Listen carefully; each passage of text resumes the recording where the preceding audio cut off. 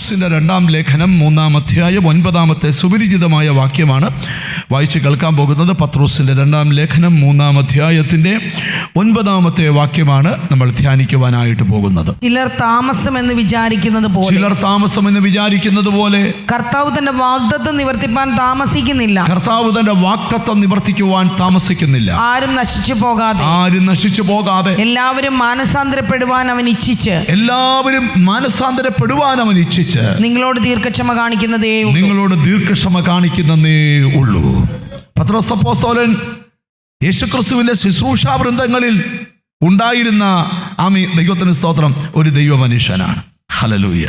അദ്ദേഹത്തിന്റെ ആത്മീയതയും നിങ്ങൾക്കറിയാം, പിന്മാറ്റവും നിങ്ങൾക്കറിയാം, മടങ്ങി വരവ് നിങ്ങൾക്കറിയാം, ദൈവം പുള്ളിയെ ഉപയോഗിച്ച വഴികളും നിങ്ങൾക്കറിയാം.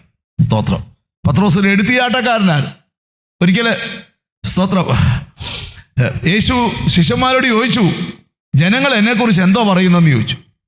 ആരാന്നാ പറയുന്നതെന്ന് ചോദിച്ചു. അപ്പോൾ പറഞ്ഞു, ചിലര് പറയുന്നുണ്ട് നീ യോഹന്നാൻ സ്നാപകനാണ്, ചിലര് പറയുന്നുണ്ട് നീ ഏലിയാവാന്ന്, ചിലര് പറയുന്നുണ്ട് നീ ഇരമ്യാവാന്ന്, ചിലര് പറയുന്നുണ്ട് നീ പ്രവാചകന്മാരിൽ ഒരുത്തനാണ്.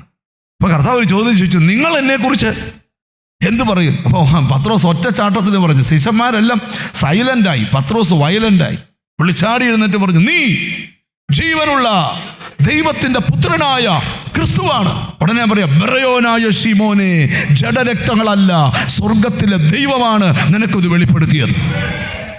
സ്തോത്രം.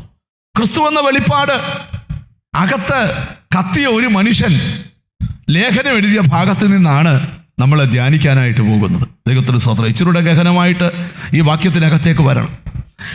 എക്കാലവും മനുഷ്യന്റെ മനസ്സിലൊരു ചോദ്യമാണ്, കർത്താവ് വരുമെന്ന് പറഞ്ഞിട്ട് ഇതുവരെയും വന്നിട്ടില്ല. എന്താണ് വരാത്തതെന്ന് പത്രോസ് അപ്പോസ്തലൻ എഴുതിയിരിക്കുക. സ്തോത്രം. ചിലർ താമസമെന്ന് വിചാരിക്കുന്നത് പോലെ കർത്താവിൻ്റെ വരവിന് ഇനിയും താമസമില്ല. സ്തോത്രം. എന്തുകൊണ്ടാണ് ലേറ്റ് ആകുന്നതെന്നറിയാമോ? ആരും നശിച്ചു പോകണമെന്ന് ദൈവം ആഗ്രഹിക്കുന്നില്ല. ദൈവത്തിൻ്റെ ആഗ്രഹം പറഞ്ഞു. അപ്പോസ്തലൻ പറയുകയാണ്, ആരും നശിച്ചു പോകണമെന്ന്. ഇപ്പം നമ്മൾ രക്ഷിക്കപ്പെട്ട് വന്നപ്പോൾ നമ്മൾ പറയുക, കർത്താവ് എന്നാ വരാത്തെന്ന് പറഞ്ഞ് ബഹളം വെക്കരുത്. കുറച്ച് പേരുടെ നശിക്കാതെ രക്ഷപ്പെടേണ്ടത് ആവശ്യമാണ്. 3 സന്ദേശങ്ങൾ അവിടെയുണ്ട്. ആരും നശിച്ചു പോകാൻ ദൈവം ആഗ്രഹിക്കുന്നില്ല. 2, എല്ലാവരും മാനസാന്തരപ്പെടണമെന്ന് ദൈവം ആഗ്രഹിക്കുന്നു. 3, ദൈവത്തിന് സ്തോത്രം, ഇനിയും വാഗ്ദത്ത നിവർത്തിക്ക് കാലതാമസമില്ല. കർത്താവ് ആഗ്രഹിക്കുന്നില്ല, ആരും നശിച്ചു പോകരുതെന്ന് കർത്താവ് ആഗ്രഹിക്കുക. ഹല്ലേലൂയ. ഈ വേദപുസ്തകം പഠിക്കുമ്പോൾ നശിപ്പിക്കുന്നത് പിശാച. മോഷ്ടിപ്പാനും അറുപ്പാനും മുടിപ്പാനും ആര് വരിക? സാത്താൻ വരിക. പക്ഷെ കർത്താവ് വന്ന് എന്തിനാണെന്നറിയാമോ? നശിക്കാനല്ല, നിന്നെ ജീവിപ്പിക്കാനാ. അപ്പൊ ആരും നശിക്കണമെന്ന് ആരാഗ്രഹിക്കുന്നില്ല.